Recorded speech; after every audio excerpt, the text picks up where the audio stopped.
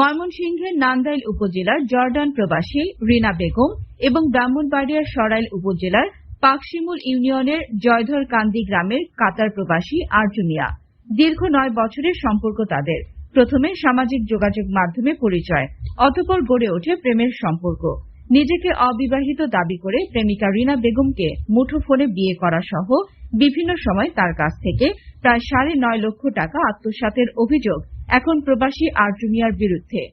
রিনা Begum video বার্তায় অভিযোগ করে বলেন, আমি প্রায় 11 বছর যাবৎ প্রবাসে অবস্থান করছি। আমার 2টি সন্তান এবং স্বামী ময়মনসিংহে বসবাস করেন। প্রবাসে আসার 2-3 বছর পরেই সামাজিক যোগাযোগ মাধ্যমে ব্রাহ্মণবাড়িয়ার সরাইলের আরজু মিয়ার সঙ্গে আমার পরিচয় হয়। এক পর্যায়ে আমার সঙ্গে তার প্রেমের সম্পর্ক গড়ে ওঠে। সে আমাকে দেশে এসে বিয়ে করার আশ্বাস প্রদান করে এবং আমার স্বামীকে বিভিন্নভাবে হুমকি ধমকি দিতে থাকে, যার ফলে আমার স্বামী আমাকে তালাক দিয়ে অন্যত্র বিয়ে করেন। আমি সংসার ভেঙে যাওয়ার পর আরজু মিয়াকে বিয়ের কথা বললে মুঠোফোনে সে আমাকে বিয়ে করেন। কথা ছিল দেশে এসে সে আনুষ্ঠানিকভাবে আমাকে তার বাড়িতে উঠাবে। বিভিন্ন সময়ে নানা অজুহাতে আমার থেকে প্রায় 9.5 লক্ষ টাকা আত্মসাৎ করে সে। আমি সরল মনে আমার 11 বছরের প্রবাস জীবনের ইনকাম, এই টাকাগুলো দুজনের সুন্দর ভবিষ্যতের আশায় তুলে দেই তার নিকট। কিন্তু কথা রাখেনি আরজু। গত বছর খানেক যাবৎ প্রবাসে আমার অবস্থা ভালো না হয়, তার চাহিদা মতো টাকা দিতে না পারায় তাল বাহানা শুরু করে সে। এক পর্যায়ে আমার সন্দেহ হলে আমি বিভিন্নভাবে খোঁজ খবর নিয়ে জানতে পারি আরজু মিয়া একজন প্রতারক। তার বাড়িতে স্ত্রী ও সন্তান রয়েছে। আমি প্রতারণার শিকার হয়েছি বুঝতে আরজু মিয়ার এলাকার গণ্যমান্য ব্যক্তিবর্গ ও ইউপি সদস্যকে মুঠোফোনে বিষয়টি জানাই, তবে কেউই কোনো সহযোগিতা আমাকে করতে পারছে না। উল্টো আরজু মিয়ার ভাইরা আমাকে বিভিন্ন অশ্লীল ভাষায় গালিগালাজ ও হুমকি ধমকি প্রদান করে আসছে।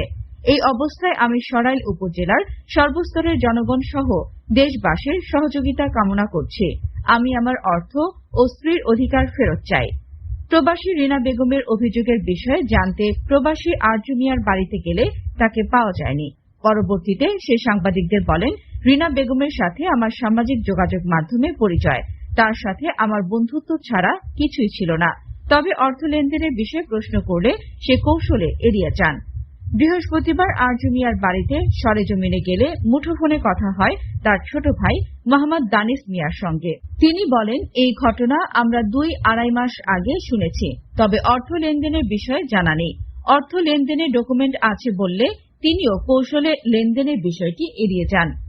আরজু মিয়ার পিতা খোরশেদ মিয়া বলেন, এ বিষয়ে আমি কিছুই জানি না। আমি অসুস্থ ও বয়স্ক মানুষ। এ বিষয়ে স্থানীয় ইউপি সদস্য মোহাম্মদ খলিল মিয়া বলেন, প্রবাসী রিনা বেগম আমাকে মুঠোফোনে বিষয়টি জানিয়েছিল। আমি এ বিষয়ে আরজুকে জিজ্ঞাসা করলে সে অস্বীকার করেন। আমি পরবর্তীতে রিনা বেগমকে সকল প্রমাণাদি নিয়ে দেশে আসার কথা বলেছি। দুজন দুই দেশে, এই অবস্থায় তো বিচার করা সম্ভব নয়। সে দেশে আসলে ঘটনা সত্যি প্রমাণিত হলে আমি অবশ্যই তাকে সহযোগিতা করব।